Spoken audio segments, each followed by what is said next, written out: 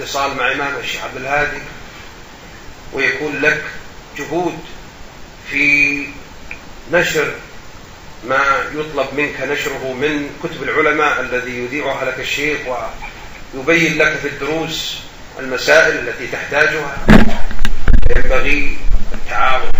قال الله تعالى: وتعاونوا على البر والتقوى ولا تعاونوا على الإثم والعدوان.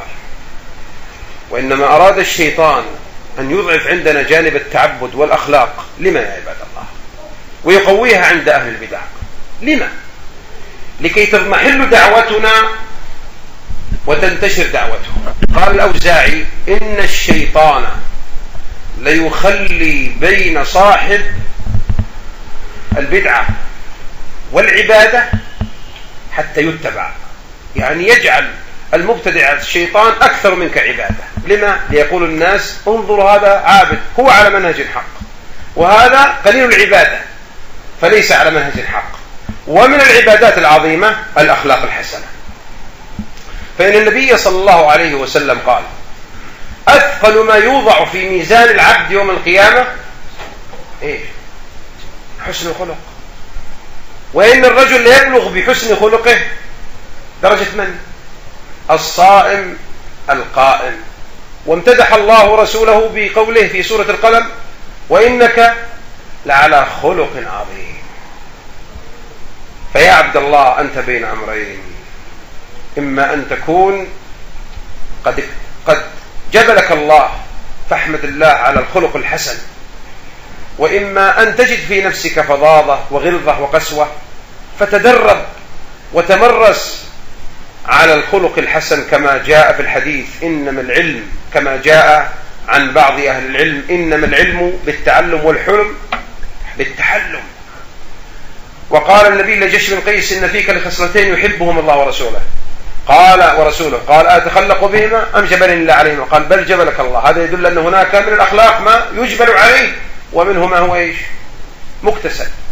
فاكتسب الأخلاق الحسنة مع من يحيط بك، حتى الكافر، اليهودي، النصراني، حتى هو، فتلطف معه بالكلام لكي يقبل الإسلام. فإن الله قال في أعتى أهل الأرض لموسى: فقول له قولا لينا، وهو يقول: أنا ربكم الأعلى، لعله يذكر أو يخشى. لا ينهاكم الله عن الذين لم يقاتلوكم في الدين ولم يخرجوكم من دياركم أن تبروهم وتقسطوا إليه، والله يحب المقسطين. ومن كان من أهل البدع ممن يحيط بك في المساجد، ممن يناوئ دعوتك ويضادها، فلا تنشغل به، واترك العلم للعلماء يردون عليهم، وإياك أن تناحرهم بالمجادلة. قال الحسن البصري: لا تجادلوا أهل الأهواء ولا تسمعوا منهم، وإن كان من إخوانك الذين على المنهج فافعل كما أمرك النبي صلى الله عليه وسلم: مثل المؤمنين في توادهم وتراحمهم كمثل الجسد الواحد، إذا اشتكى منه عضو تداعى له سائر الجسد بالحمى والسهر.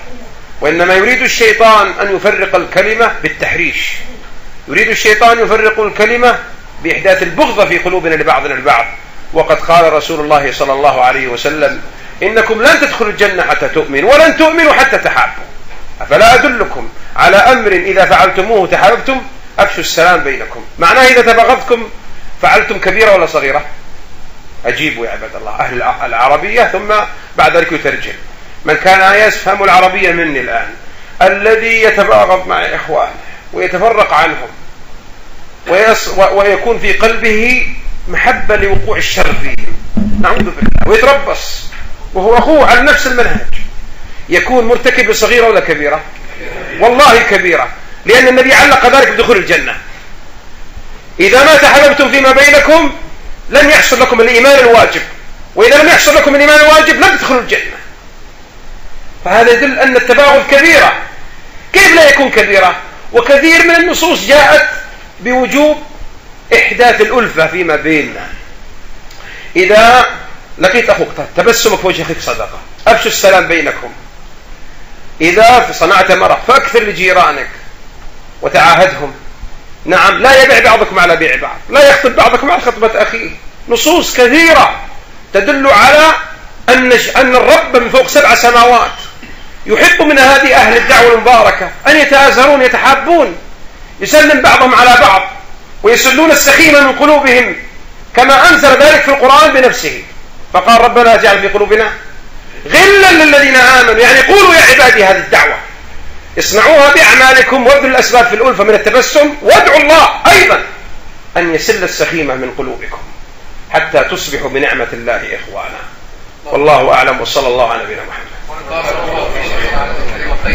أخواتي في الله، استغفر بارك الله فيكم. بمشيئة الله جل وعلا وتوفيق منه إن شاء الله سيفتح هناك مركز للدعوة السلفية في مدينة روان، مركز للدعوة السلفية في مدينة روان بحمد الله جل وعلا. وأخونا أبو الحسن حفظه الله تعالى وهو معنا الآن وهو في صحبة الشيخ، فلا بد أن نمد له يد العون، وتعاونوا على البر والتقوى ولا تعاونوا على الإثم والعدوان. فالدعوة السلفية تحتاج منا إلى بذل وإلى جهود وإلى تكاتف وإلى تعاون معا أخوتي في الله. فلهذا الأخ محمد حاج اجمع، الأخ عبد الكريم اجمع، بارك الله فيك، أحسن الله عليك.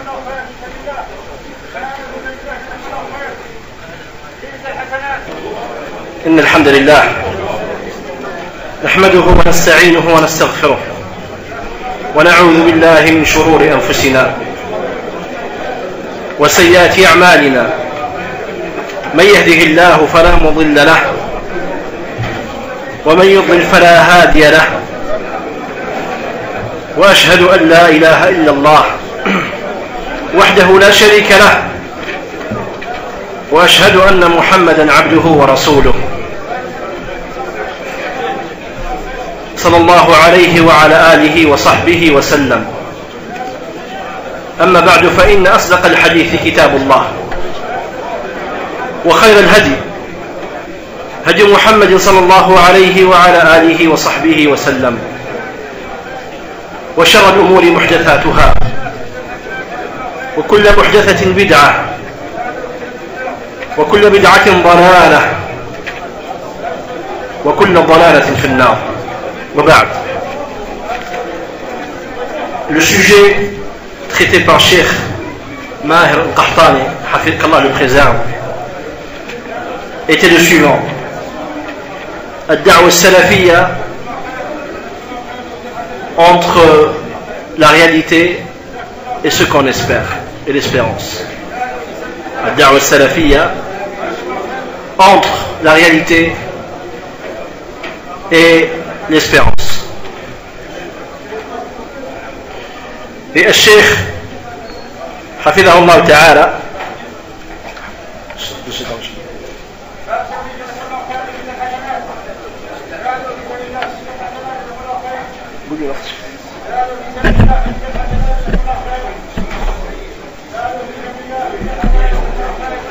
sujet, le titre de ce soir, c'est Ad-Da'wa Salafiyya, entre la réalité et l'espérance.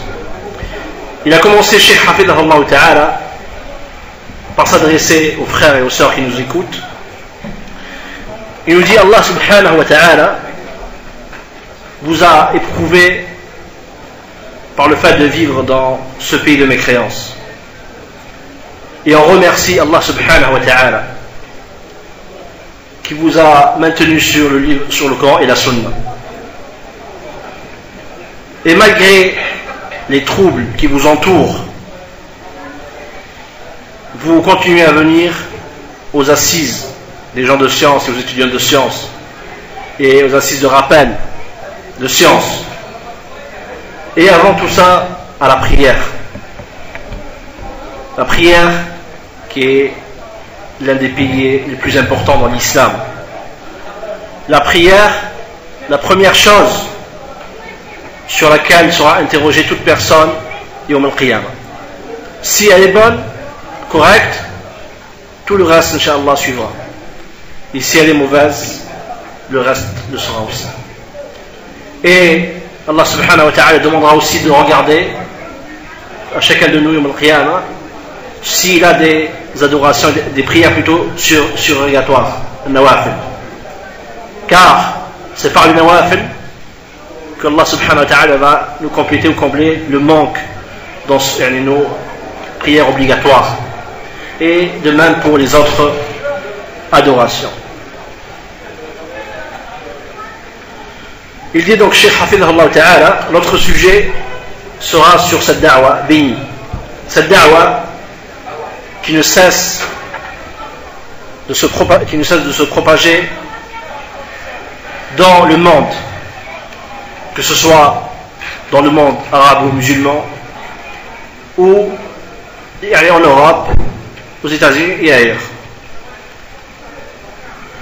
Il dit, Cheikh Hafidhahullah Ta'ala, Isa alayhi salam,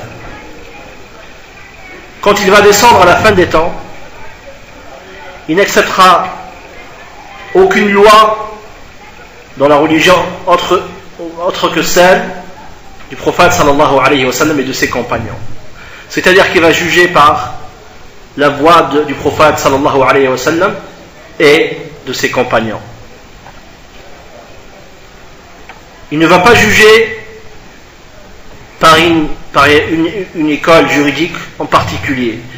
Par exemple, par l'école Hanafi, ou Shafi'i, ou Hanbali, ou Maliki. Et encore moins avec les voies innovées et inventées, comme les chiites, al-Rawafid, l'Asha'ira, al-Jahmiya, al-Mu'tazila, ou à notre époque, l'Ikhwan, la secte des frères musulmans, le groupe de Tabligh, et autres. Et Isa alayhi salam, à la fin des temps, va juger par la sunna du prophète sallallahu alayhi wa sallam. Et il va suivre le hadith. Et il n'acceptera aucun jugement autre que celui de la sunna du prophète sallallahu alayhi wa sallam. Et comme il a été mentionné dans plusieurs hadiths, que Isa alayhi salam, quand il va revenir à la fin des temps, il va casser la croix, tuer le porc et enlever al-jizya. Al-jizya est dans un état musulman. Les non-musulmans, les juifs et les chrétiens, payent une, entre parenthèses, une impôt. On appelle al-jizya. Isa alayhi salam, quand il viendra à la fin des temps, il va enlever cette jizya. C'est-à-dire que les gens n'auront le choix qu'entre deux choses. Soit ils deviennent musulmans, ou ils seront combattus. Donc il n'y aura plus de jizya. Et donc il dit Cheikh Hafidhahullah Ta'ala, en savant tout ça, que Isa alayhi salam va venir, et qu'il va instaurer la loi d'Allah subhanahu wa ta'ala, et qu'il va juger par le Coran, et par la sunna du prophète sallallahu alayhi wa sallam. Alors nous, qu'est-ce qu'on doit faire par rapport à tout ça? On doit chacun de nous être la première pierre de cet édifice, de cette da'wa.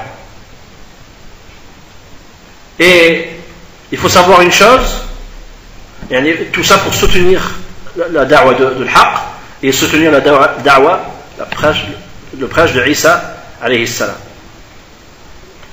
Et il faut savoir que la religion d'Allah sera victorieuse, avec nous ou sans nous. Allah Azza wa Jalla n'a pas besoin. Mais c'est à nous de faire en sorte d'être parmi ces gens-là. Pour qu'on soit les premiers à soutenir Isa alayhi salam quand il viendra, si on est vivant à son époque. Et il faut savoir une chose, ceux qui soutiendront Isa alayhi salam, qui seront à ses côtés, qui combattront avec lui, c'est les gens du hadith, les gens de la sunna, les salafis. Ce sera ni les gens de l'innovation, encore moins les mécréants.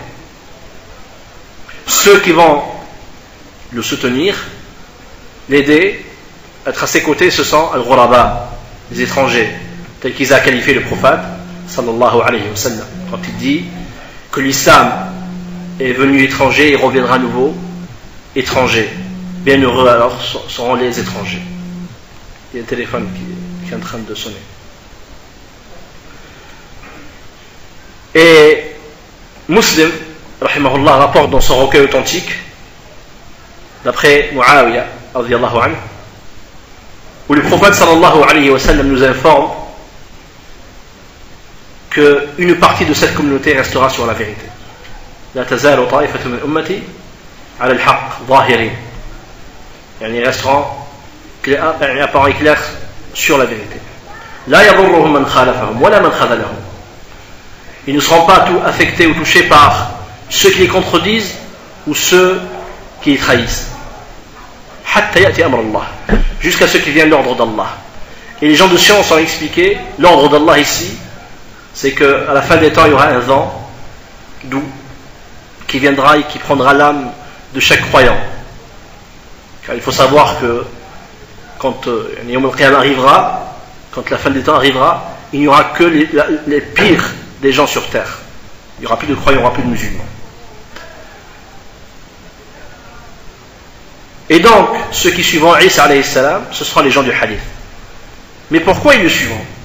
Car ils ont connu sa description. Ils savent qui il est, et ce qu'il va faire, et ce qu'il dit. Et comment ils l'ont su? Car ils ont étudié le hadith. Ils ont étudié la sunna du prophète sallallahu alayhi wa sallam. Ils ont étudié leur religion. Contrairement aux gens d'innovation, qu'ils ont contredit le prophète sallallahu alayhi wa sallam dans sa sunna, ils ont contredit le prophète dans sa croyance ou dans ses pratiques. Donc nous devons connaître les qualités ou les spécificités ou la description de ces gens-là, les gens de l'haq, pour être avec eux, pour être parmi eux. Et il ne suffit pas de connaître la vérité. Qu'est-ce qu'il faut? Je vous pose la question. C'est pratiquer après. C'est pas juste, on a su que les gens de la vérité font ça, ça, ça, croient à ça, et ainsi de suite, et ça s'arrête là. Non. C'est pour mettre après en pratique. Car il n'y a aucune utilité de connaître leur voie et ne pas la suivre. Et Cheikh Hafidallah Ta'ala a rappelé, donc je disais qu'il ne suffit pas de connaître la description des gens de la vérité, de connaître leur voie sans la suivre. Et Cheikh Hafidallah Ta'ala a rappelé une chose. Celui de cette communauté, la communauté de l'islam, la communauté du prophète sallallahu alayhi wa sallam, qui connaît la vérité, qui ne la pratique pas, ressemble à qui? Al-Yahoud, aux Juifs. Et ceux de cette communauté qui pratiquent sans science ressemblent à qui? Al-Nasara, les chrétiens. Comme disait Sufyan ibn Uyayna, rahimahullah, celui qui s'égare de cette communauté parmi nos savants prend exemple sur les Juifs. Et celui qui s'égare de notre communauté parmi les adorateurs prend exemple sur les chrétiens. Car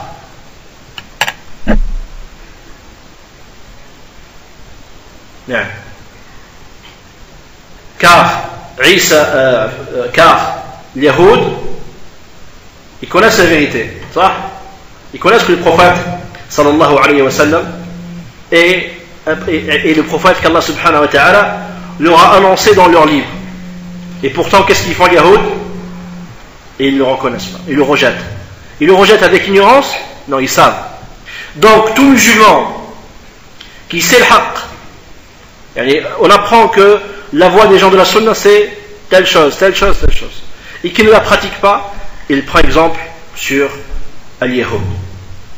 Et par contre, celui qui adore Allah subhanahu wa ta'ala mais sans science prend exemple sur Al-Nasara, comme la parole de Sufyan ibn Uyayna rahimahullah.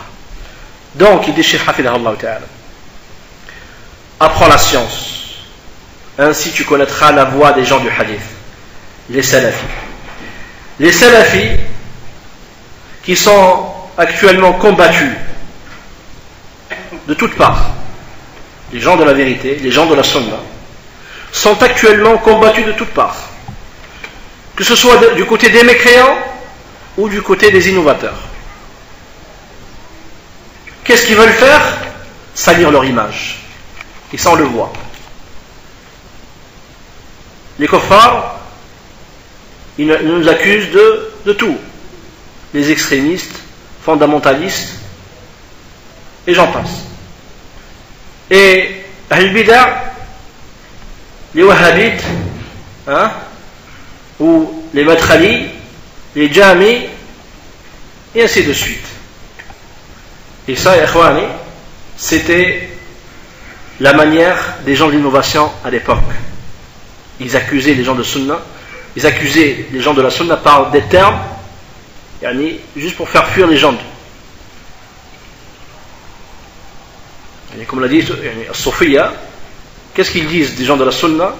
Vous êtes des Wahhabis. Ils disent de nous que nous sommes des Wahhabis. Il faut savoir une chose, qu'il n'y a aucun salafi sur terre qui se donne ce nom, le nom de Wahhabi. Nous on aime Cheikh l'Islam, Mohammed ibn Abdul Wahhab, rahimahullah. Et on respecte sa da'wa, rahimahullah. Il fait partie des réformateurs de cette da'wa. Mais ce n'est pas pour autant qu'on se donne comme nom les Wahhabis.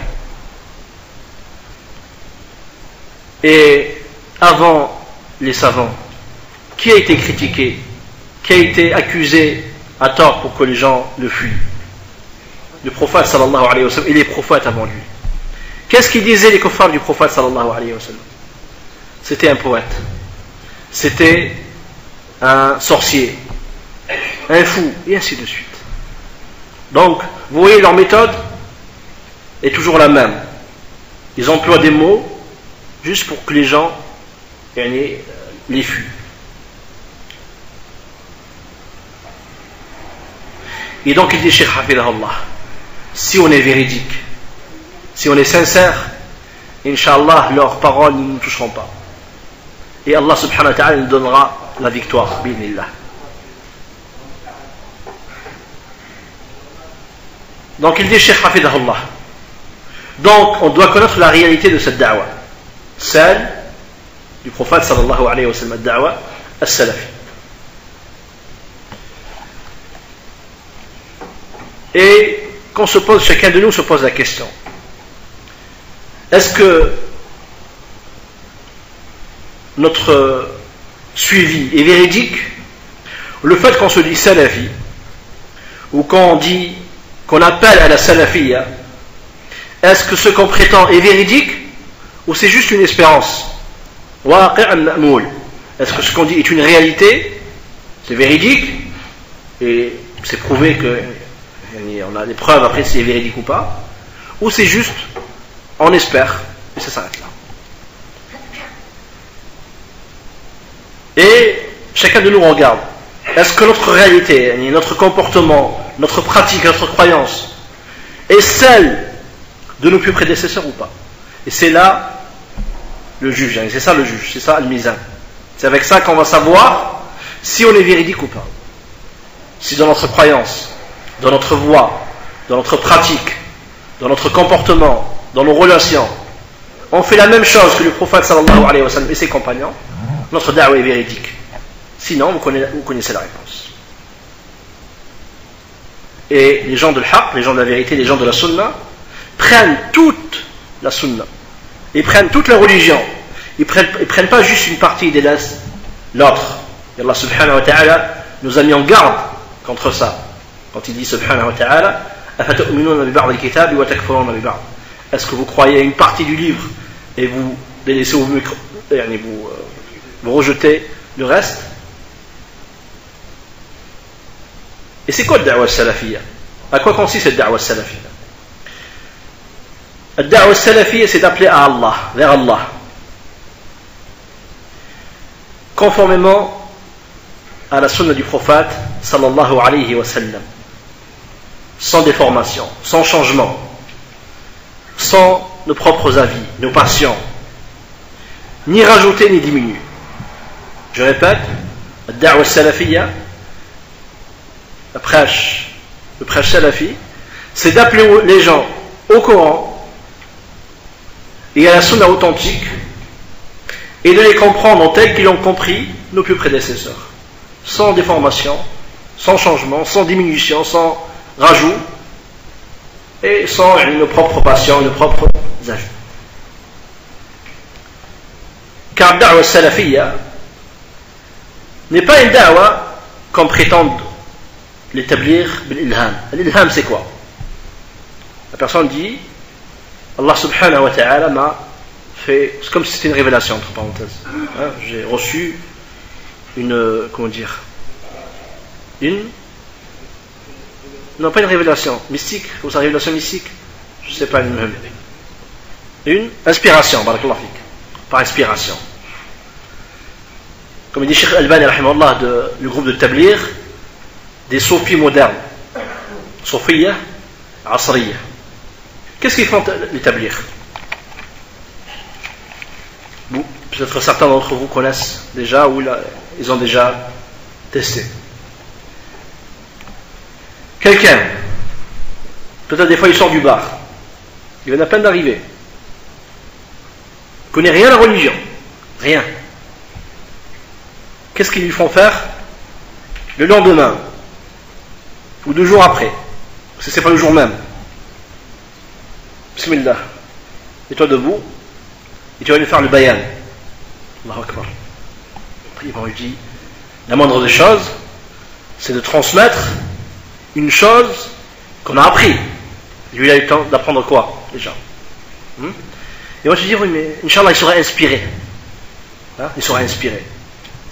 Il y aura l'ilham d'Allah subhanahu wa ta'ala. Et qu'est-ce qu'ils font les tabligh justement dans leur da'wa? Quand ils sortent et quand ils vont voir les gens chez eux, dans les maisons ou dans les mosquées, qu'est-ce qu'ils disent aux gens? De quoi ils parlent? Et sur quoi ils insistent? Sur 2 choses. La seigneurie. Donc ils vont te dire, ça on l'entend chez les tabligh, les 6 fondements. Vous connaissez les 6 fondements? Sifat Sitt, les 6 qualités. La première, c'est quoi? Al-kalima tayyiba, la ilaha illallah. La bonne parole, la ilaha illallah. Tayyib, c'est bien. Mais c'est quoi cette parole? Mes frères, mes sœurs, il n'y a point de créateur si ce n'est Allah. Nul ne pourvoit notre subsistance si ce n'est Allah. Tayyib. Cette croyance l'avait Abu Jahl et Abu Lahab et les autres parmi les polythéistes au temps du prophète sallallahu alayhi wa sallam. Ils disent, et donc, et après ça on appelle aux bonnes actions. Il dit Cheikh Hafidahullah ta'ala, Cheikh Maher, qu'un des tabligh à Jeddah, la ville de Jeddah où il est Cheikh, un de tabligh a dit à Cheikh, nous on appelle les gens à Rububiyya, donc à la seigneurie, et Fada'il al-A'mal, les bonnes actions, les bonnes œuvres. C'est quoi Fada'il al-A'mal? Quand tu fais telle bonne action, tu auras telle bonne récompense. Oui. Pourquoi, ya ikhwan? Vous savez pourquoi? Ils disent le fait qu'on appelle Tawhid al-Uluhiyya, de dire aux gens ça c'est du shirk, le fait de tourner autour du temple est du shirk, le fait d'invoquer autre qu'Allah est du shirk, ça va faire fuir les gens. Et nous on ne veut pas faire fuir les gens, on veut que les gens viennent vers nous, viennent vers l'islam. Et ces gens-là ils ne se rendent pas compte. C'est comme s'ils disaient, ou c'est comme s'ils reprochaient à Nuh alayhi salam d'avoir mal fait sa da'wa. Nuh alayhi salam, il est resté avec son peuple combien de temps? 950 ans. Je répète, 950. 9 siècles et demi. C'est pas 20 ans, c'est pas 3 jours, c'est pas 1 mois, c'est pas 1 siècle. C'est 9 siècles et demi. Et vous savez à quoi il les a appelés? À une chose. La ilaha illallah. C'est-à-dire, nul n'est digne d'être adoré véritablement si ce n'est Allah. La ma'bouda bihaqqin illallah. Et ils ne l'ont pas écouté. Ou très peu ceux qui l'ont écouté. Parce que Nuh alayhi salam, donc, a eu tort. C'est comme s'il disait ça. C'est comme s'il disait, si Nuh alayhi salam aurait appelé son peuple des choses qu'ils ne refusent pas, le fait de leur dire qu'Allah est notre créateur, c'est lui qui pourvoit notre subsistance, son peuple serait resté autour de lui, il ne l'aurait pas fui. Et aussi, ils ne se rendent pas compte, c'est comme s'ils critiquaient le prophète sallallahu alayhi wa sallam. Qu'est-ce qu'il disait le prophète, ou avant le prophète Mohammed sallallahu alayhi wa sallam? Tous les prophètes, quelle était leur prêche? Ma lakum min ilahin ghayra. Tous les prophètes et messagers disaient à leur peuple, vous n'avez pas d'autre divinité digne d'être adorée si ce n'est Allah. Vous connaissez tous le verset. Nous avons envoyé dans chaque communauté un messager, sans se rapprocher, nous avons envoyé dans chaque communauté un messager pour leur dire quoi? Adorez Allah et écartez-vous du temps. Donc tous les prophètes et messagers venaient pour ça. Et eux, c'est comme s'ils disaient, à cause de ça, leur peuple, ils auraient dû leur parler de qu'est-ce qu'ils font, voilà, avant de, pour manger, voilà, sunna, pour dormir, voilà, sunna, c'est bien, mais au moins ça, c'est des choses qui fâchent personne, hein? On parle des sujets qui ne fâchent personne, comme ça on est toujours bien, on reste ensemble. Et les sujets qui fâchent, non, ça, laissez de côté. Allez, même s'il appelle autre qu'Allah, on ne commence pas par ça, on n'appelle pas à ça. Le prophète sallallahu alayhi wa sallam, quand il appelait son peuple, Quraysh, qu'est-ce qu'il leur disait?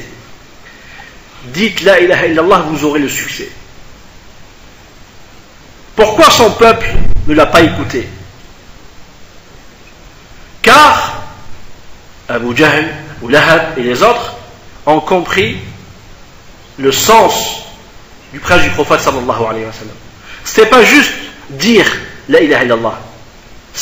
Ils savaient qu'en disant la ilaha illallah, c'est qu'ils devaient rejeter toutes leurs fausses divinités. Allat, Manat, Hubal, Al-Uzza, tout ça, ils devaient s'en débarrasser. Et donc ils ont dit non, c'est pas possible.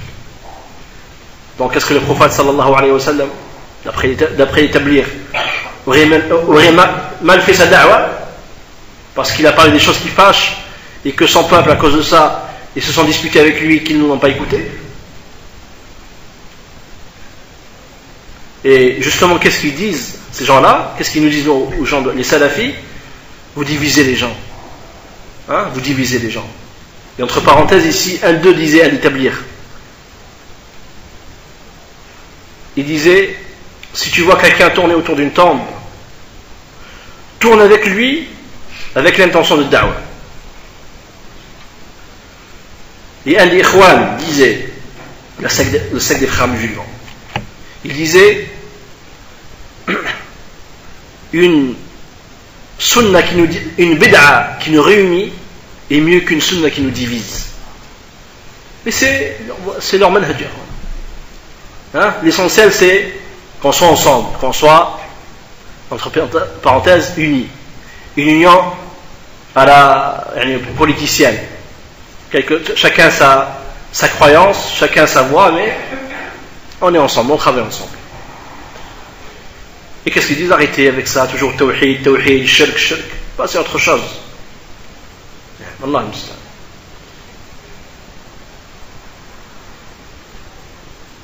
Donc, tous les prophètes et messagers disaient à leur peuple, adorez votre Seigneur, adorez Allah. Vous n'avez pas d'autre divinité digne d'être adorée si ce n'est lui. Et donc, on revient à ce qu'on disait tout à l'heure. Donc, la religion doit s'apprendre. Et non pas, elle vient par inspiration ou par rêve. Hein, j'ai fait un rêve, le prophète m'a dit dans mon rêve, fais telle chose et je le fais. Non, c'est qu'on apprend les choses correctement. Et qu'est-ce qu'il dit justement certains soufis, aux gens de l'haq, aux gens de la vérité? Écoutez cette parole philosophique. Vous prenez votre religion de mort, comment dire, un mort après un autre. Mayyit al mayyit, c'est-à-dire quoi? Nous, qu'est-ce qu'on fait les gens de Ahl Sunnah, les gens du hadith? Dans le hadith, on a quoi, ikhwani? On a la chaîne, c'est vrai ou pas? La chaîne de transmission. Cette chaîne qui remonte jusqu'au prophète sallallahu alayhi wa sallam. Donc si on prend cette chaîne, du prophète jusqu'au dernier, ils sont tous morts. En tout cas, ceux qui rapportaient les hadiths, avec la chaîne jusqu'au prophète. Ils disent, donc vous prenez la religion des morts. Et nous, écoutez bien, et nous, on prend notre religion de celui qui ne meurt jamais, du vivant qui ne meurt jamais. C'est-à-dire, soi-disant, eux, ils prennent la religion directement d'Allah. Et vous, vous êtes en train de vous casser la tête à étudier le Bukhari, à étudier Muslim, à étudier Al-Salihin, à étudier les livres de Sunan Tirmidhi, Ibn Majah, Abu Dawud, et ainsi de suite. Pourquoi vous cassez la tête à faire tout ça? Nous, on prend notre religion directement d'Allah, hein, par inspiration ou par rêve, et on a tout. Et, comme on disait tout à l'heure, l'établir, qu'est-ce qu'ils disent? Quand on dit à quelqu'un, mais comment lui peut prêcher la religion? Il vient à peine de... Tout à l'heure, vous l'avez trouvé dans la rue. Peut-être que, dans certains cas, même, il est, comment dire, dans un état secondaire. Et, d'un coup, il se lève, il appelle à la religion. Et tu lui dis, mais sur quoi il va se baser? T'inquiète pas, Allah subhanahu wa ta'ala va lui faire une ouverture. Il va savoir quoi dire. Allahu Akbar. Le prophète sallallahu alayhi wa sallam nous dit, Innama al-ilmu bit-ta'allum. La science s'acquiert en s'instruisant. Et c'est ainsi qu'ils faisaient nos pieux prédécesseurs, Sahaba radiallahu anhum. Ils apprenaient la religion de qui? De la bouche du prophète sallallahu alayhi wa sallam. Ils l'écoutaient, ils voyaient ce qu'il faisait, et ainsi de suite. Et donc celui qui contredit les salafs dans leur manière d'apprendre la religion est un innovateur, car il ne suit pas la bonne manière. Mais celui qui dit je prends ma religion par inspiration, par rêve, il innove dans la religion.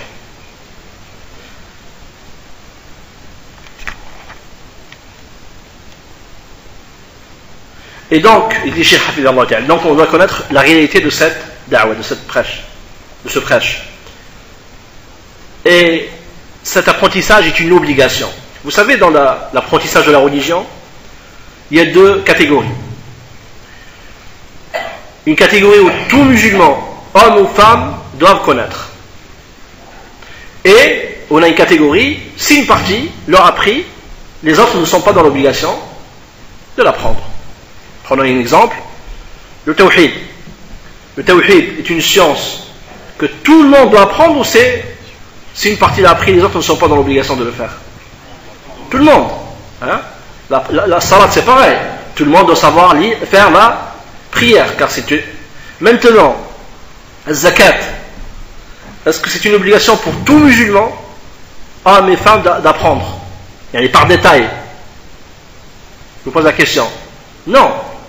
C'est-à-dire, si une partie l'a appris, les autres ne sont pas dans l'obligation de le faire. Ça devient obligatoire pour la personne quand il est concerné. Et quand il commence à avoir une certaine somme d'argent, ou une certaine quantité d'or, ou de moutons, ou de chèvres, ou de chamelles, et ainsi de suite, de chameaux et chamelles, dans ce cas-là, il est concerné. Taïb.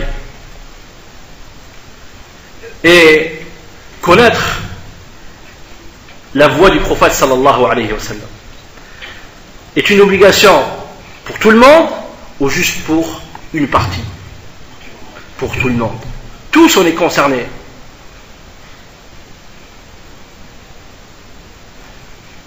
Et quelle est la première chose qui est la plus importante à apprendre dans la religion?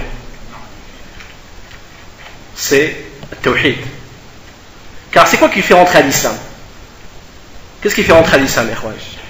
Shahada, attester qu'il n'y a point de divinité si ce n'est Allah, et que Muhammad sallallahu alayhi wa sallam est le messager d'Allah. Il dit Cheikh Hafidallah Ta'ala, on a déjà vu dans les cours précédents le sens de la ilaha illallah. Qui peut me rappeler le sens de la ilaha illallah? Il n'y a de divinité digne d'adoration si ce n'est Allah. La ma'bouda bihaq illa Allah. Maintenant vous connaissez. Maintenant on passe à l'autre partie, la deuxième partie de l'attestation. Wa ashhadu anna Muhammadan Rasulullah. Qui connaît la signification de cette shahada? طيب, c'est juste, nul ne mérite d'être suivi si ce n'est le prophète sallallahu alayhi wa sallam. Cheikh al-Islam Muhammad ibn Abdul Wahhab rahimahullah ta'ala, dans le livre Les trois fondements et leur évidence, il a donné une définition plus détaillée. Qui la connaît? Que toi? Et que toi qui la connais? Ceux qui connaissent, lèvent la main, Inch'Allah. Ceux qui connaissent la définition qu'a donné Cheikh l'Islam Muhammad ibn Abdul Wahhab dans les trois fondements de la signification de Ashhadu anna Muhammad Rasulullah. Ceux qui connaissent, lèvent la main. 3. Pas beaucoup. C'est un livre à apprendre par cœur. Inch'Allah, dès demain, je vous recommande d'aller tous à la Maktaba, si ce n'est pas déjà fait, de vous procurer les trois fondements et de chercher ce passage où il parle de ça. Inch'Allah, vous le ferez ou ce sera oublié une fois que vous êtes sorti. Taïb, Inch'Allah, vous le ferez. Qu'est-ce qu'il dit Cheikh al-Islam rahimahullah ta'ala justement? Il dit ومعنى شهادة أن محمد رسول الله, et le sens de l'attestation que Muhammad est le messager d'Allah, et تصديقه فيما أخبر, croire ce qui nous a informé. Tout ce qui nous a informé le prophète sallallahu alayhi wa sallam qui est véridique, on doit y croire. وطاعته فيما أمر, lui obéir dans ce qui nous a ordonné, non, pas dans ce qui nous a interdit. طاعته فيما أمر, lui obéir dans ce qui nous a ordonné. واجتناب ما نهى عنه وزجر, et de s'éloigner de ce qui nous a interdit et réprimé. Et la quatrième, وأن لا يعبد الله إلا بما شرع, et adorer Allah conformément à sa sunna. Donc la signification de Ashhadu anna Muhammad Rasulullah, c'est tasdiqu fi al-akhbar, croire à ce qui nous a informé. Ta'atu fi ma amar, obéir à ce qui nous a ordonné. Wajtinabu ma naha anhu wa zajar, et de s'éloigner de ce qui nous a interdit et réprimé. Et la quatrième, wa an la yu'bad Allahu illa bima shara, et adorer Allah conformément à la sunna du prophète sallallahu alayhi wa sallam. Et justement cette dernière partie démontre qu'il est obligatoire justement de connaître la réalité de cette da'wa, de cette religion. Car cette religion doit être basée sur quoi? Sur ce qu'a légiféré le prophète sallallahu alayhi wa sallam, c'est-à-dire selon sa sunna. Mais qu'est-ce qu'on rajoute à ça? Nous on dit donc suivre le Coran et la sunna. Et qu'est-ce qu'on rajoute après? Naam? Barakallahu fik. Et la compréhension de nos pieux prédécesseurs. Qui sont les pieux prédécesseurs? Il dit Cheikh Hafidahullah, il y a deux avis.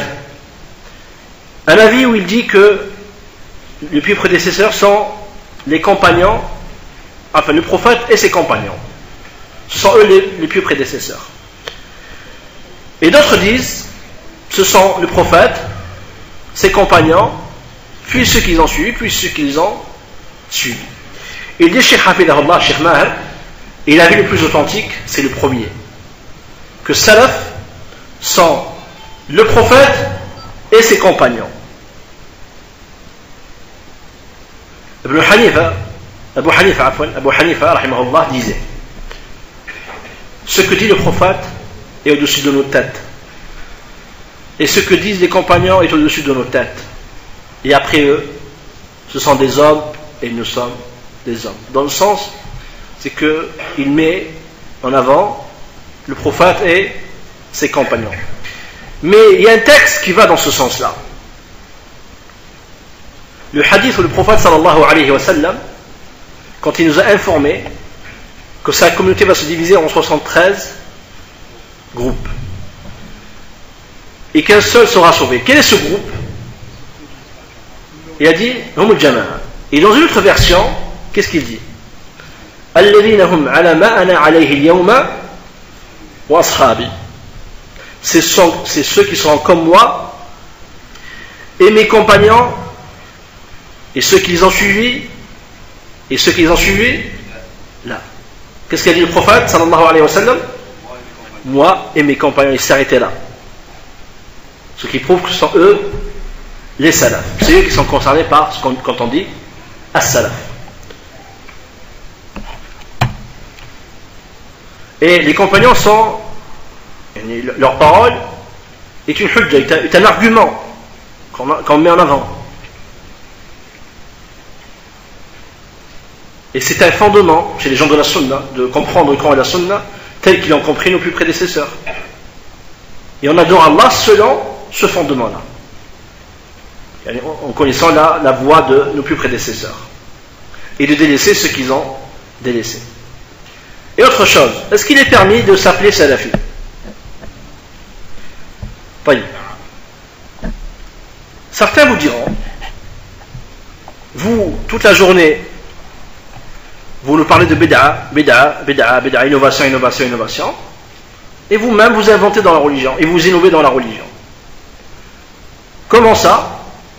Ils disent, vous vous appelez salafi, alors qu'Allah subhanahu wa ta'ala nous dit dans son livre, c'est lui qui vous a appelé les soumis, les musulmans. Comment Allah vous appelle les musulmans et vous vous appelez les salafis? Ces mêmes personnes n'ont pas de honte de s'appeler Maliki, ou Shafi'i, ou Hanafi, ou Hanbali, ou autres. Qui sont prioritaires? Et si on doit se donner une appartenance à quelqu'un, qui est prioritaire? Le prophète sallallahu alayhi wa sallam et ses compagnons. Pourquoi vous acceptez de vous appeler Maliki, Shafi'i, Hanafi, et vous nous refusez à nous de s'appeler Salafi? Alors que nous on dit tout simplement, notre appartenance c'est as-sahaba radiyallahu anhum. Et juste une petite parenthèse ici que j'ouvre par rapport au mot salafi.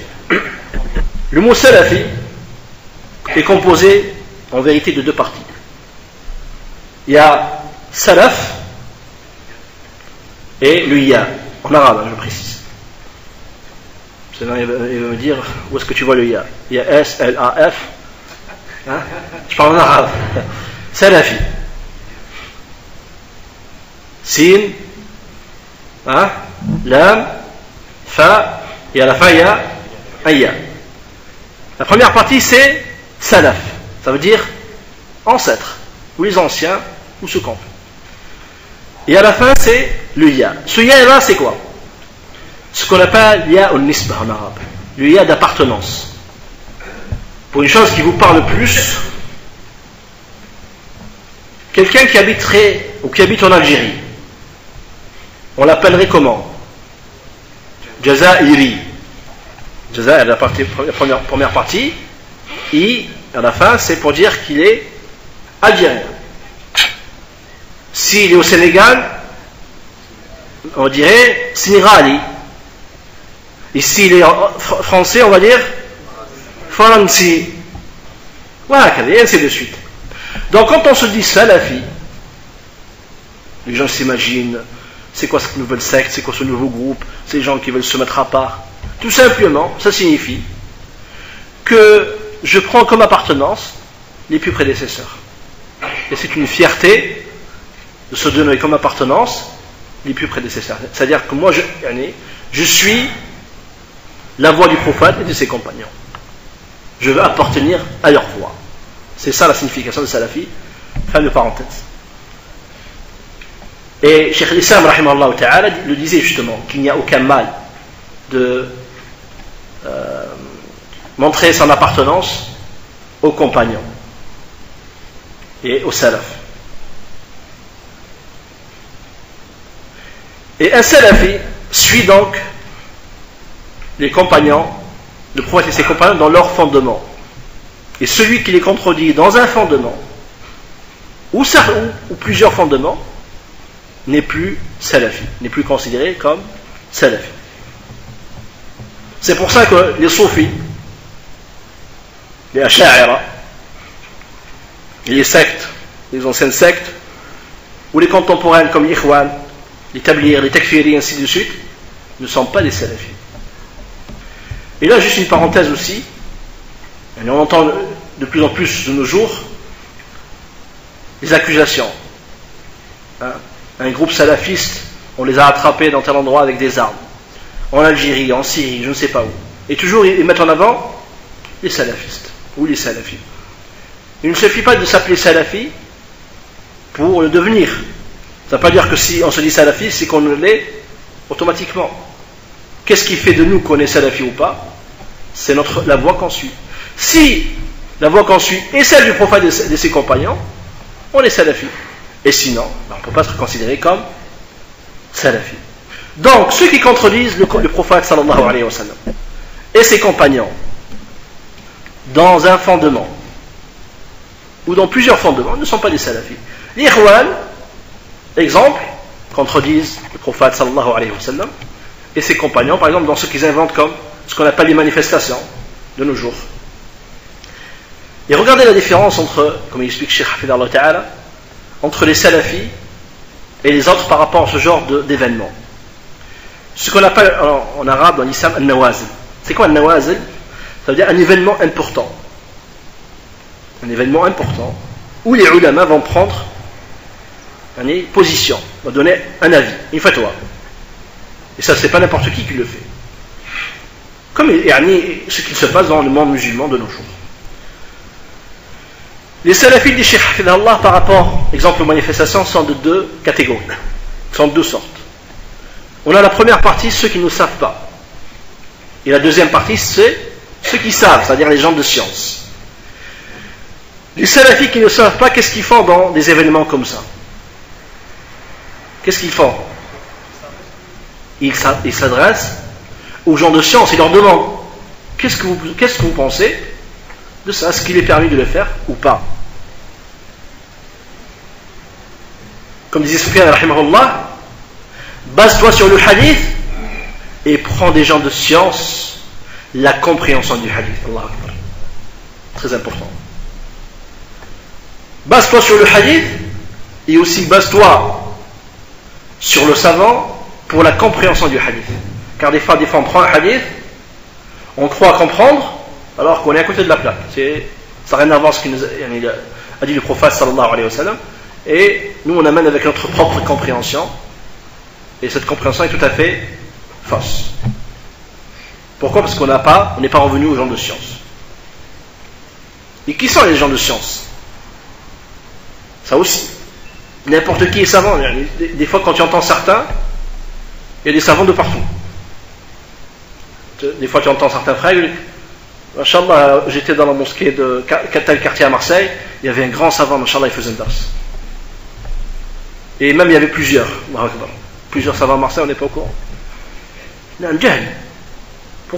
Pour les gens, il y a certaines personnes, il suffit de parler l'arabe correctement, ou pour lui c'est correct, des fois, il croit qu'il parle correctement l'arabe, il est en train de fracasser l'arabe, il croit qu'il parle bien l'arabe et Masha'Allah, qu'est-ce qu'il parle bien? Ou il suffit qu'il a une imama, une longue barbe, Masha'Allah, Khamis blanc, et en plus s'il peut venir en même temps d'Arabie Saoudite ou d'un pays musulman, alors là, c'est bon. Il a toutes les qualités pour être un alim. Alors que c'est un jahl, peut-être qu'il ne sait même pas une seule base de l'islam. Donc c'est quoi l'alim?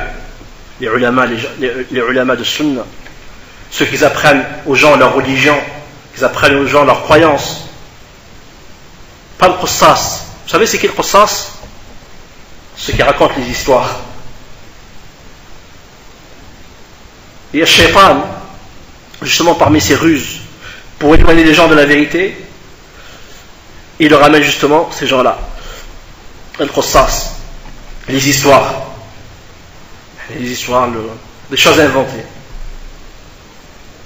Je l'ai déjà dit la dernière fois dans la traduction, je répète, un exemple très connu qui parle à beaucoup de monde, l'histoire des gouris dans la forêt qui faisait khuruj fi sabilillah, ou celui qui a mis de l'eau dans la voiture et que la voiture a démarré parce qu'il est sorti fi sabilillah, ou autre, Qussas.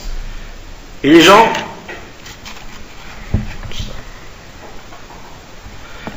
donc on disait que Shaitan, parmi ses ruses, pour éloigner les gens de la vérité, c'est que il leur amène ce qu'on appelle al-Qussas, ce qui raconte les histoires. Comme on l'a dit tout à l'heure, l'histoire des gorilles dans les forêts ou la voiture qui a démarré avec de l'eau ou autre.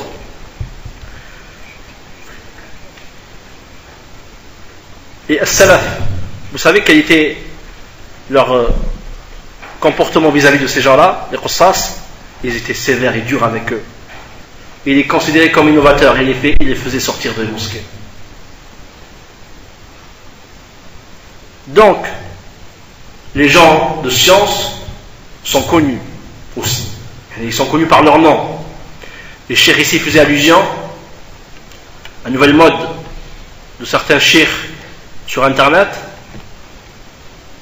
entre parenthèses, on dit cheikhs, des gens inconnus. Ça on le voit de plus en plus maintenant dans ce qu'on appelle les forums.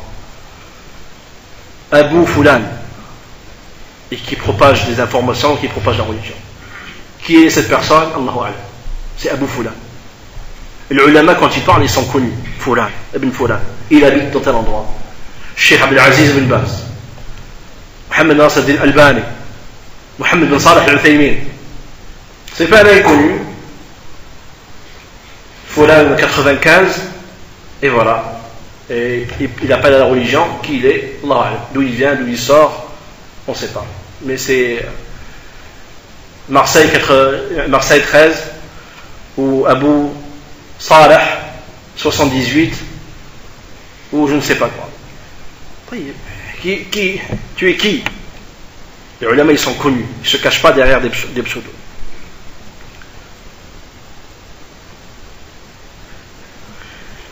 Et Cheikh Hafidallah Ta'ala a cité justement une histoire qui nous montre justement comment on apprend la religion et de quelle manière on apprend la religion et on corrige les erreurs. Darimi dans ses sunan rapporte d'après Abi Moussa al-Ash'ari radiyallahu anhu. C'est une histoire très connue, mais justement c'est une histoire qui comporte pas mal d'enseignements, de leçons. Un jour, Abu Moussa al-Ash'ari rentre dans la mosquée du prophète sallallahu alayhi wa sallam. Il trouve des gens, ils ont fait des cercles, et au milieu de chaque cercle, il y avait un tas de cailloux, et un avec eux qui leur disait: dites 100 fois subhanallah, dites 100 fois alhamdulillah, dites 100 fois la ilaha illallah, dites 100 fois Allahu akbar, comme font justement certains soufis de notre époque. Qu'est-ce qu'il a fait Abu Moussa al-Ash'ari rahimahullah? On s'imagine la scène. Abu Moussa al-Ash'ari, il rentre à la mosquée, il voit ça. Première chose, il n'a rien dit. Pourquoi il n'a rien dit? Car il voulait avoir plus de renseignements. Il ne voulait pas se précipiter. Et qu'est-ce qu'il a fait? Il voulait revenir à quelqu'un qui est plus savant, qui considère que lui, qui est plus savant. Donc il revient à un homme de science. Qui était cet homme de science? Abdullah ibn Mas'ud.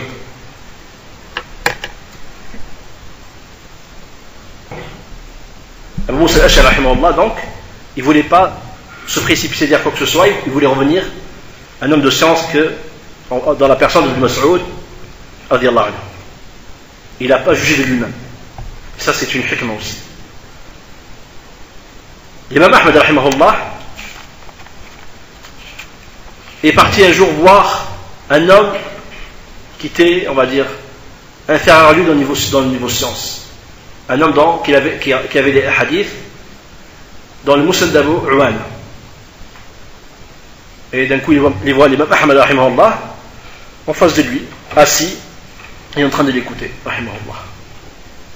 Qui montre la modestie. Et même si il est plus élevé au niveau science, mais il sait qu'il peut apprendre de cette personne quelque chose, et il est parti le voir.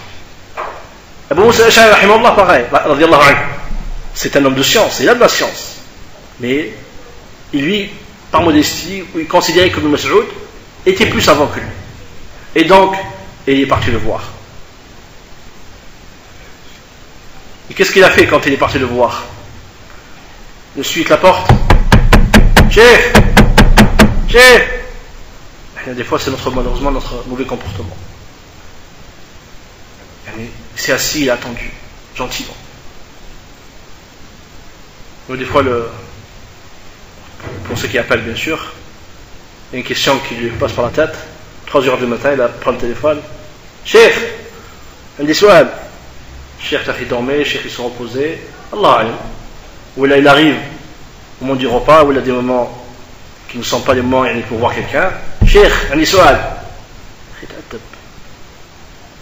Donc qu'est-ce qu'il a fait Abu Moussa? Il s'est assis, il a attendu. Et c'est ainsi qu'on doit se comporter avec les gens de science.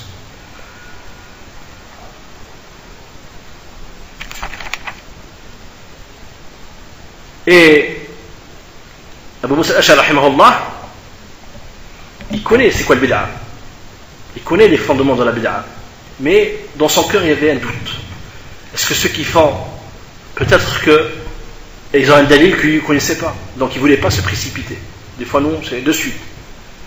Ça c'est une bid'a et toi t'es mubtada. Il dit mon frère, demande d'abord, renseigne-toi. Peut-être ce qu'il fait est une sunna.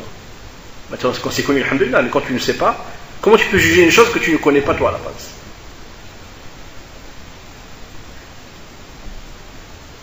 Quand il est parti le voir, il a dit Ibn Mas'ud, il lui a raconté l'histoire. Qu'est-ce qu'il lui a dit Ibn Mas'ud? Qu'est-ce que tu leur as dit? Écoutez la réponse. Il a dit j'ai attendu ta réponse. J'ai attendu. Voilà, il n'a pas voulu se précipiter à dire quoi que ce soit tant qu'il n'a pas l'avis d'un homme de science. Et ça c'est important, Ikhwan. Il dit Cheikh Hafidhahullah Ta'ala. Ce n'est pas n'importe qui répond aux gens de l'innovation. Nous des fois, quelqu'un qui débute dans la religion, qu'il a commencé à 2 jours, 3 jours, de dire j'ai fait rad sur tel. Mais t'es qui toi pour faire rad? T'es qui toi pour répondre? Et ces gens-là ils ne se rendent pas compte que des fois ils sont à cause du mal. Parce qu'ils répondent avec quoi? Avec ignorance. Et donc oser des gens, comme lui répond avec ignorance, oser des gens c'est l'innovateur qui est sur la vérité. Parce que l'autre il sait parler, et lui il ne sait pas parler, donc qu'est-ce qu'il va faire? Il va faire plus de mal que de bien. Il dit Cheikh Hafidhahullah, et donc ce qui font certains awam aujourd'hui est interdit d'essayer de répondre aux gens de l'innovation, de réfuter les ambiguïtés, de débattre avec les innovateurs alors qu'ils n'ont aucune science, qu'ils débutent. Et ça on le voit malheureusement certains frères qu'Allah les guide et nous guide sur certains sur internet, sur Paltalk ou autre. Tu le vois, il dit moi je vais faire un débat avec les tekfiri. Il connaît rien monsieur. Il a appris juste 2-3 choses, quelques bases, et il dit je vais faire le débat avec eux. Puis qui toi pour faire le débat avec eux? Apprends d'abord ta religion. Et il faut savoir que ces gens-là, ils sont dans le tort, quoi qu'il arrive. Pourquoi? Car ils n'ont pas fait la chose correctement. Même si son but, c'était de donner la victoire à l'islam et soutenir l'islam. Mais la méthode, le fait qu'il a voulu leur répondre alors qu'il n'a pas de science, ce qu'il fait est interdit. Et il n'est pas récompensé et il est châtié. Dans tous les cas, il sera châtié parce qu'il n'a pas à le faire. Et Ad-Da'wa Salafi sera touché à cause de lui. Pourquoi? Parce qu'il risque d'égarer des gens par son ignorance. Les gens ils vont dire lui il ne sait pas répondre, l'autre il savait répondre. Donc moi je vais écouter l'autre.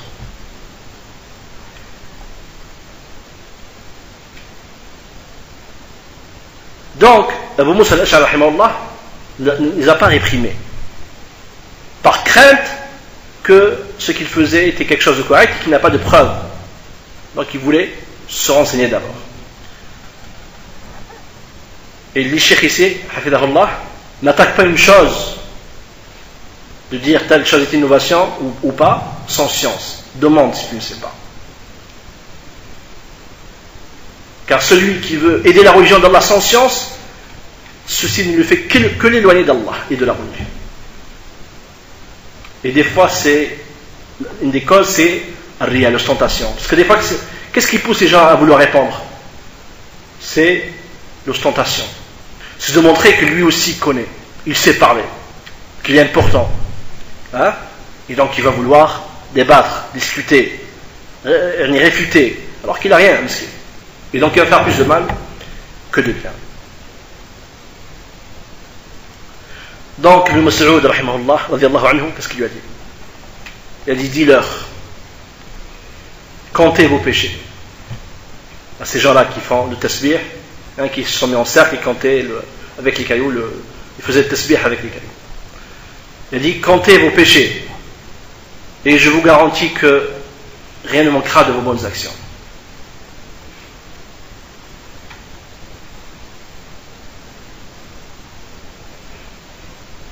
Et Cheikh Hafidallah Ta'ala a expliqué ici que Ibn Mas'ud, il est parti les voir justement parce qu'on doit réprimer le mal là où il est, on ne va pas délaisser. Il a cité un exemple, il dit, l'imam Ahmad rahimahullah, il dit, quand tu vois un homme et une femme qui sont étrangers l'un à l'autre et qui vont aller dans un endroit sombre pour la fornication ou autre, tu dois, tant que tu as les moyens et la possibilité, de les réprimer, de leur dire craignez Allah et c'est pas bien ce que vous faites, et ainsi de suite. Donc Ibn Mas'ud, il est parti là où ils sont pour les réprimer et pour les corriger.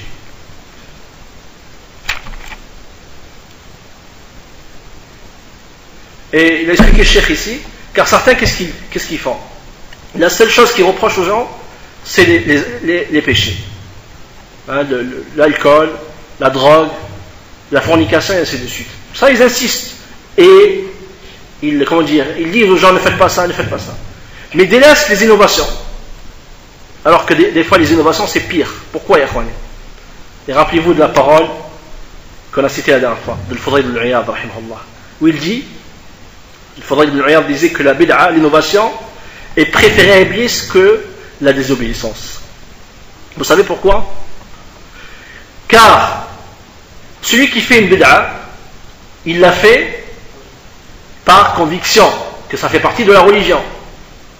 Celui qui fait une mauvaise action, c'est-à-dire celui qui fait la fornication ou qui boit du vin ou qui fume la cigarette ou autre, est-ce que vous connaissez quelqu'un qui boit le vin et qui vous dit je bois le vin et qu'Allah subhanahu wa ta'ala me récompense par le bien pour ce que je fais, qu'Allah accepte ce que je fais, hein, il reconnaît que ce qu'il fait est mauvais, qu'Allah me guide. Par contre l'innovateur ou celui qui fait l'innovation, vous connaissez un innovateur qui vous dit je sais, je fais l'innovation, qu'Allah me guide, Inch'Allah, doucement, doucement, je vais arrêter. Ah, il veut te dire, ce que je fais, c'est la religion. Et je demande à Allah qui accepte ma religion. C'est pour ça que Salaf disait qu'il est rare qu'un innovateur se repent. Ça ne veut pas dire qu'il n'est pas possible qu'il se repent, mais c'est très rare. Pourquoi? Parce que Shaitan lui embellit cette innovation dans son cœur et il aura du mal à l'enlever, justement.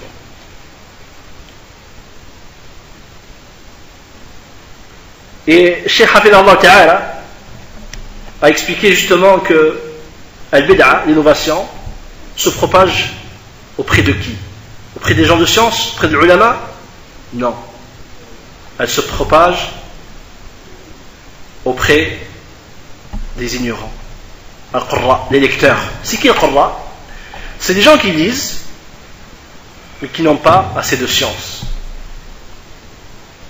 Nous on a l'homme de science et on a ceux qui ne le sont pas. Celui qui est Al-Qari, qu'est-ce qu'il fait?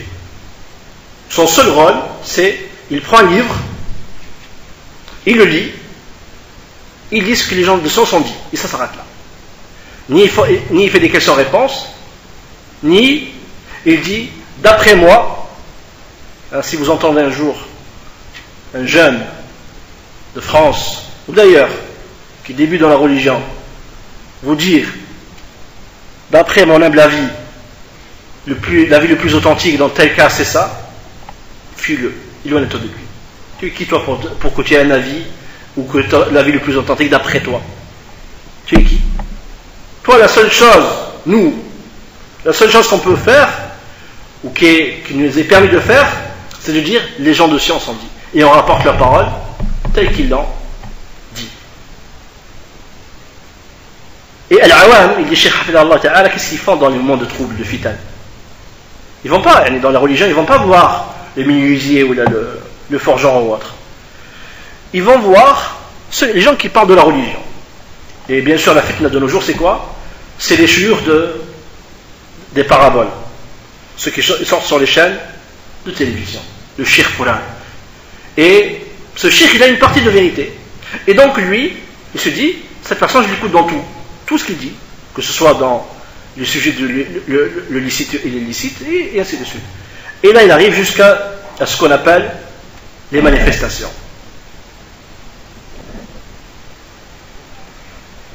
Qu'est-ce qu'ils disent justement certains ignorants par rapport aux manifestations? On a dit tout à l'heure, les salafis, ils demandent aux gens de science, les nouveaux shirk, des paraboles ou autres, ils se disent, attends, en Tunisie, ils se sont révoltés, ils ont manifesté, ils ont réussi à renverser le pouvoir. Donc, maintenant on vous dit que c'est permis de partout. C'est comme ça que les choses marchent, c'est comme ça que on juge les choses, dire que ça marchait par expérience. Comment il marche? Comment les choses dans la religion marchent? C'est est-ce qu'elles sont conformes à ce qu'Allah a dit et son prophète ou pas? Pas parce que ça a bien marché dans tel endroit ou ça n'a pas marché dans tel endroit. Ces gens-là, comme il dit le prophète sallallahu alayhi wa sallam, quand les gens prendront des têtes, il y a des guides ignorants. Ils seront interrogés et ils répondront sans science. Et s'égarant et égarant. Et comme ils disent, les salafs, quand une fitna elle arrive, les troubles arrivent, qui reconnaît la fitna?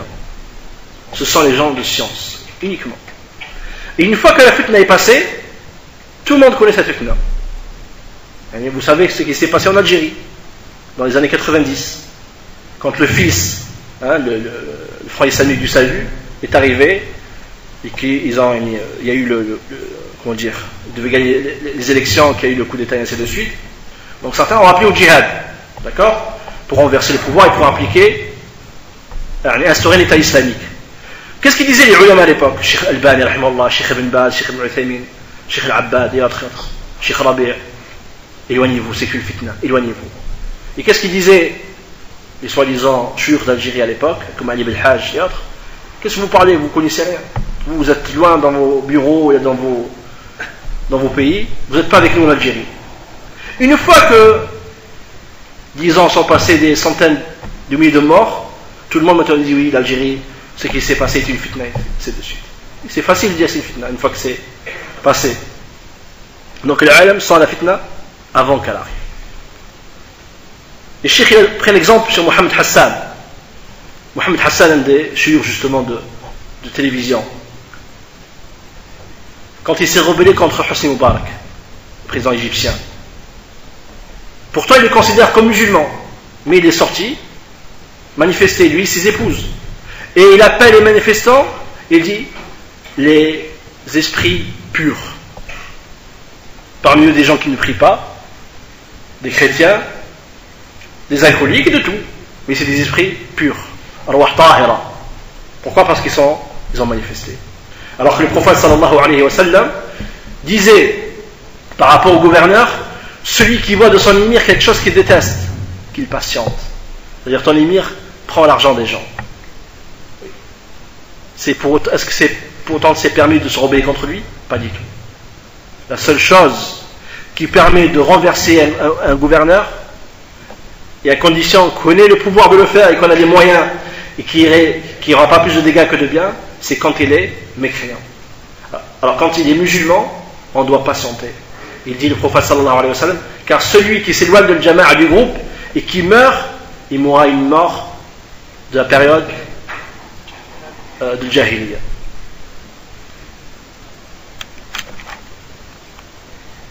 Et il disait aussi Ibn Mas'ud rahimahullah ta'ala qu'il y aura une époque où les règles du Coran vont être perdues et les textes seront mémorisés.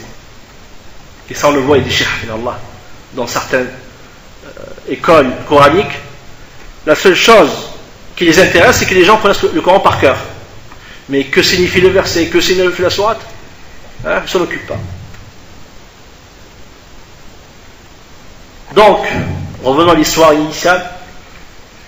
Ibn Mas'ud, rahimahullah, il est parti les voir. Radiallahu anhu, il est parti les voir. Il dit, Cheikh, il a entendu cette histoire directement du Cheikh Al-Albani, rahimahullah.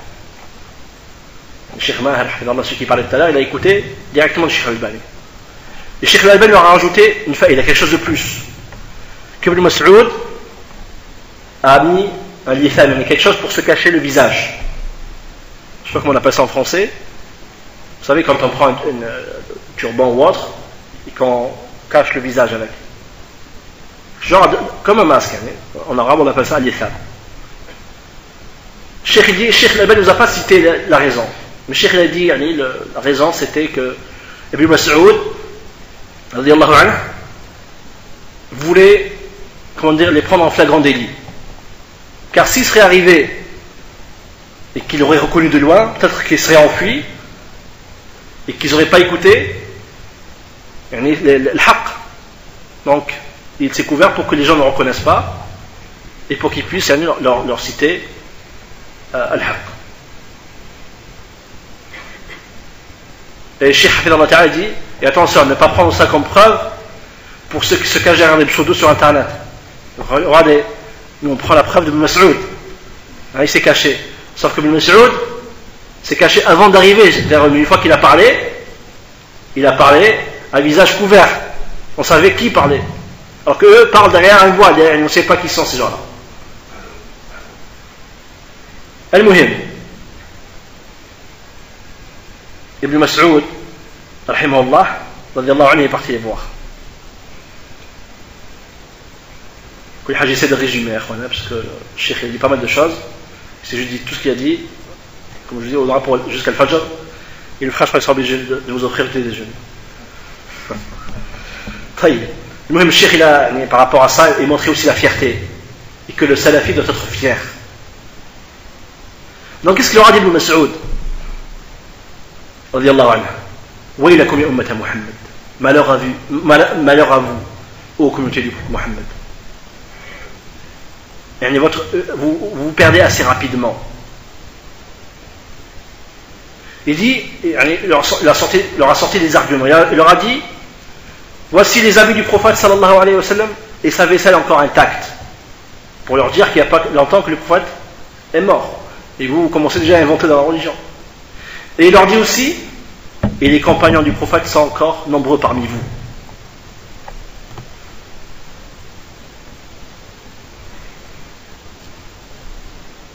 Puis il leur dit, est-ce que vous êtes guidés plus que le prophète sallallahu alayhi wa sallam, ou vous ouvrez la porte de l'égarement? Il dit, Cheikh Hafidallah, et cette introduction, si on l'emploie avec tous les innovateurs, ils n'auront plus d'arguments. Car tout innovateur, c'est quoi? Il a deux solutions. Soit il est mieux que le prophète sallallahu alayhi wa sallam. Et quand il fait l'innovation, c'est comme s'il disait, le prophète ne l'a pas fait, et donc moi, je le fais. Donc moi, je suis mieux que le prophète. Et dans ce cas, il devient quoi? Mécréant. Ou c'est comme s'il disait que le prophète l'a dit, mais les compagnons l'ont caché. Et cette personne ouvre la porte de l'égarement, ou la porte vers l'égarement. Et qu'est-ce qu'ils ont dit justement? Ça, c'est une phrase qu'on entend souvent de nos jours. Quand Ibn Mas'ud leur a parlé que leurs actions sont mauvaises. Nous, des fois, quand quelqu'un lui dit, mon frère, ce que tu fais est mauvais, ou ce que tu as dit est pas bon, qu'est-ce qui va te sortir? Ouais, mais arrête, mon frère, j'avais une bonne intention. Moi, je voulais que le bien. La même chose qu'ils ont dit. Il y a Abba Abdurrahman, nous voulons que le bien.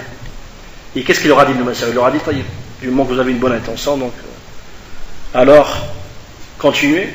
Non, qu'est-ce qu'il leur a dit? Combien de personnes qui cherchent le bien et qui ne vont pas l'atteindre? Donc la bonne intention ne suffit pas. Et le rapporteur de cette histoire dit de ces gens-là, ces mêmes personnes qu'ils étaient en train de compter, de faire cette innovation, vous savez qu'est-ce qu'ils sont devenus plus tard? C'est ceux qui poignardaient les compagnons quand les Khawarij sont sortis. C'est les mêmes personnes. Pourquoi? Car c'est ça, l'égarement commence dans les yeux, dans la tête des gens, à leurs yeux, peu, et ça s'aggrave avec le temps. Au final, ils ont poignardé et ils ont tué les compagnons, ils sont sortis avec les Khawarij. Et la personne, même quelle que soit sa force dans la langue arabe, comme Sha'rawi, cité Sha'rawi, quelqu'un qui est très connu aussi dans le monde musulman, mais c'est un égaré, il est très très fort en langue arabe, mais c'est pas pour autant qu'il était bon dans la religion. Ces gens-là, Ibn Mas'ud, rahimahullah, dit d'eux, ceux qui comptaient ils faisaient tasbih avec les cailloux, ils disaient, vous lisez le Coran et le Coran ne dépasse pas vos gorges. Pour leur dire quoi en fait? Que ces gens-là, malgré qu'ils ont l'arabe et qu'ils lisent l'arabe, mais ça n'aura pas suffi. Vous comprenez ça, Ikhwani? C'est-à-dire le fait d'avoir l'arabe, c'est pas ça qui fait que la personne soit sur la bonne voie. Et pour leur dire que même si vous avez l'arabe, le seul moyen de vous sauver de l'égarement, c'est de faire quoi?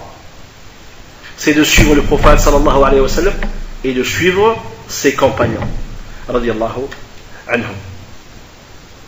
Ibn Mas'ud a eu raison à leur sujet quand il dit, vous faites partie des gens qui lisent le Coran et qui ne dépassent pas leur gorge. C'est les Khawarij, c'est la description que le prophète sallallahu alayhi wa sallam disait des Khawarij. Et effectivement, ce qu'a dit Ibn Mas'ud 2, c'est comment dire, c'est avéré exact et vrai quelques temps plus tard. Donc, il dit Cheikh Hafidallah Ta'ala, donc la personne doit apprendre d'abord sa religion avant de faire quoi que ce soit, avant de réfuter, avant de répondre aux gens, avant de critiquer tel ou tel, il doit apprendre tout d'abord sa religion. Et à notre niveau, à nous rapporte ce que disent les gens de science. Ça ne veut pas dire qu'on parle, parce que certains malheureusement ne comprennent pas ça. Oui, quoi, donc, on ne parle plus des innovateurs. C'est pas dans ce sens-là. C'est ne juge pas de toi-même. Toi, la seule chose que tu dois faire, c'est rapporter ce que les gens de science, les gens de science ont dit. Les gens de science sont mis en garde contre tel ou tel, toi tu le rapportes. Mais que toi tu juges de toi-même que tel innovateur, tel est égaré sur des sujets complexes qui ne sont pas si clairs, ça, ce n'est pas ton rôle et c'est interdit.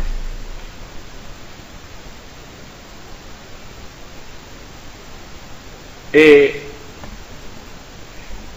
on d'autres comme salaf, donc apprendre la science et la mettre en pratique. Et Shaitan il sait que si les gens apprennent la religion et qu'ils la mettent en pratique, cette da'wa va se propager de partout.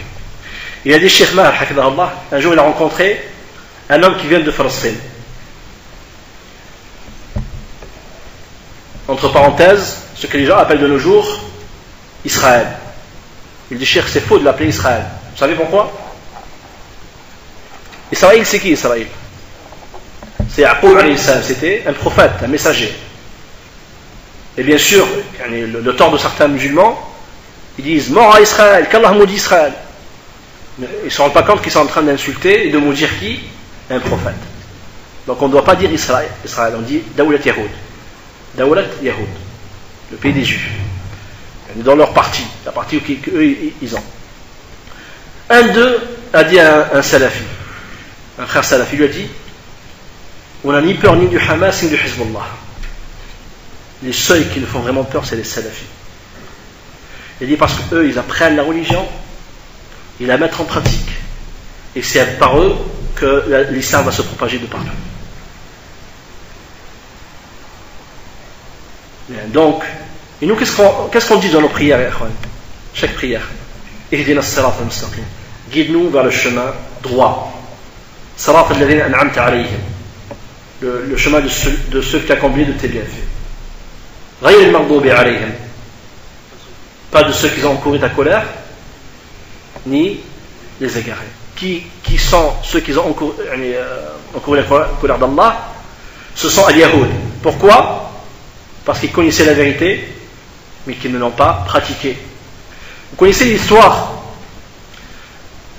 Le prophète sallallahu alayhi wa sallam, à la mort d'un enfant juif, il est parti le voir. Et il lui a dit, il a appelé à l'islam. Et son père le voyait à ce moment-là, qu'il allait mourir. Qu'est-ce qu'il lui a dit? Ati' Abul Qasim. Obéis à Abul Qasim, obéis au prophète. Il savait que le prophète était sur le haqq, il voulait que son fils soit sauvé avant sa mort. Donc les roulis savent la vérité. Et donc les musulmans qui savent la vérité, qui ne la pratiquent pas, ils prennent exemple sur Al-Yahoud.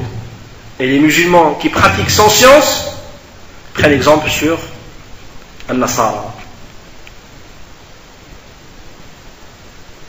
Et il dit, Cheikh Hafidallah Ta'ala, et mon frère, attention aux patients.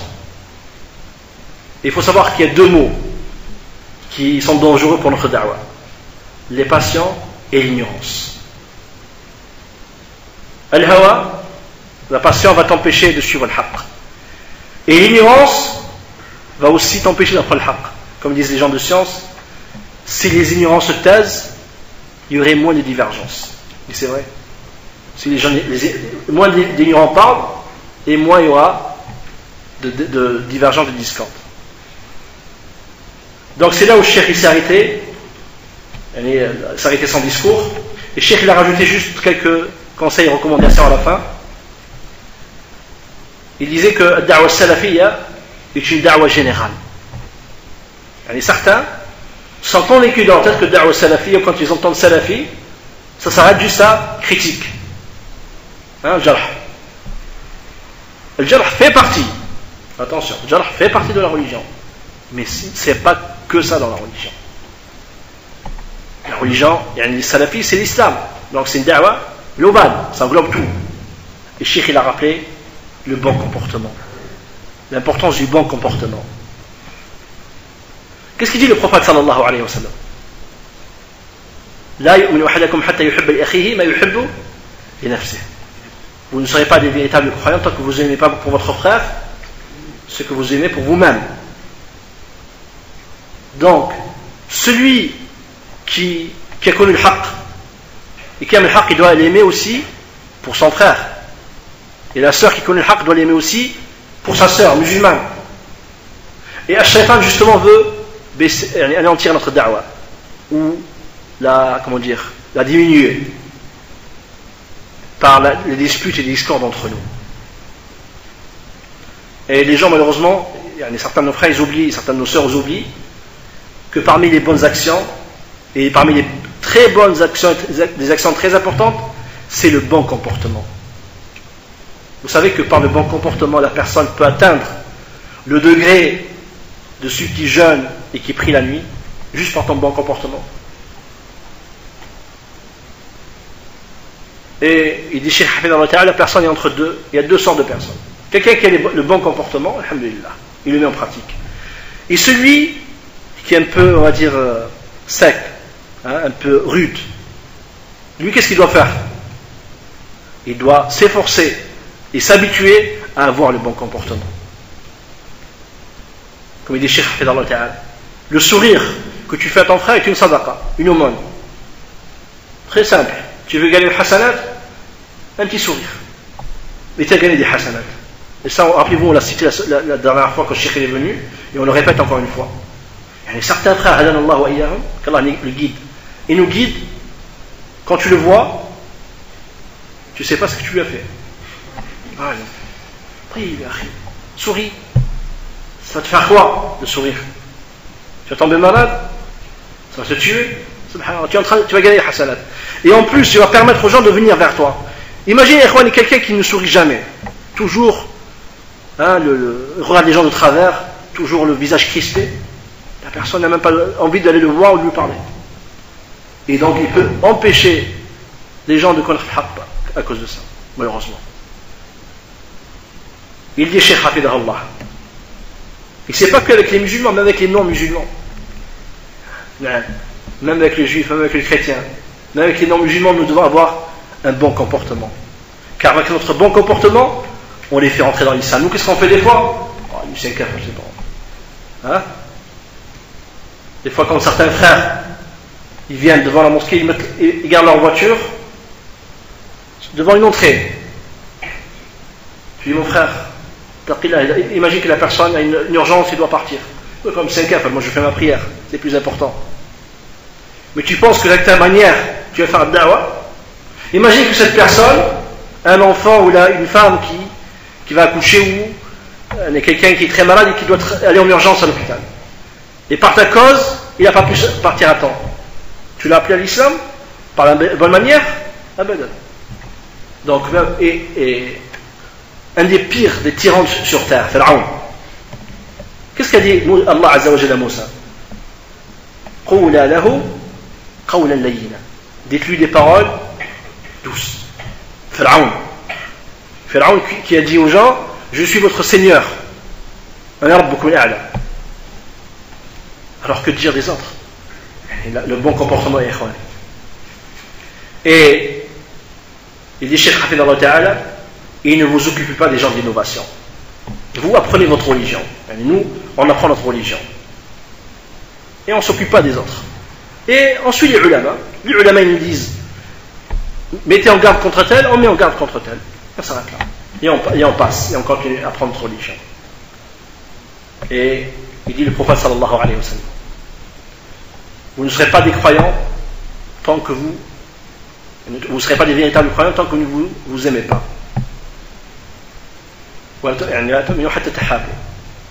Puis le prophète nous a informé, voulez-vous que je vous informe d'une chose, si vous la faites, vous allez vous aimer? Vous savez c'est quoi?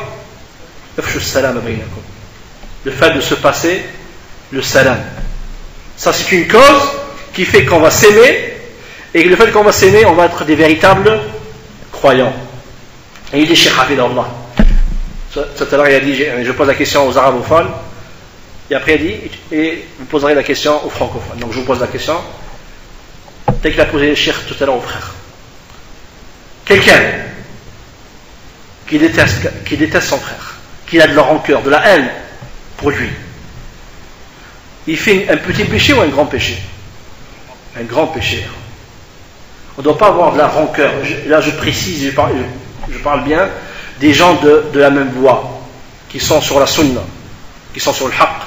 On ne doit pas avoir la haine entre nous. On ne doit pas avoir de haine les uns sur les autres. On doit s'aimer pour Allah subhanahu wa ta'ala et de se corriger quand que l'un d'entre nous se trompe. Il dit Cheikh Hafidallah Ta'ala, et souris à ton frère. Puis il dit Cheikh Hafidallah Ta'ala comme conseil aussi aux frères et aux sœurs, vous avez une mosquée, la mosquée du boulevard national, où alhamdoulilah Cheikh Abdelhad est connu, et il appelle à la sunna. On doit l'aider et le soutenir et être avec lui et être avec les frères. Et alhamdoulilah, ça fait plaisir de voir quand il y a des Cheikh Salafi qui viennent comme Cheikh Maher al-Qahtan et d'autres, que la mosquée se remplit. On aimerait bien, Inch'Allah, de vous voir même en dehors de l'avenue des Chures. Cheikh Abdelhadi a un cours tous les dimanches avec une traduction pour ceux qui disent ouais mais nous on ne comprend pas l'arabe. Il y a une traduction comme ce soir. Et vous inquiétez pas, c'est pas si tard la traduction. Le frère Nassim aussi qui fait des rappels. Nous déjà on est dans un pays non musulman, c'est-à-dire on est faible, on est peu. Et si avec ça encore entre nous on se dispute et on se divise, comment on va s'en sortir après au final? Donc il faut s'entraider et essayer d'avoir le meilleur comportement chacun envers son frère. Et quand son frère se trompe ou sa sœur se trompe, qu'on le corrige par la bonne manière. Et n'oubliez pas le sourire. Le sourire est une sadaqa. Fais un sourire au frère et tu as fait une hasana. Plus tu souris, plus tu as des hasanat. Barakallahu fikum wa jazakumullahu khayra. Subhanak Allahumma bihamdik ashhadu an la ilaha illa ant astaghfiruka wa atubu ilayk. Assalamu alaykum wa rahmatullahi wa barakatuh.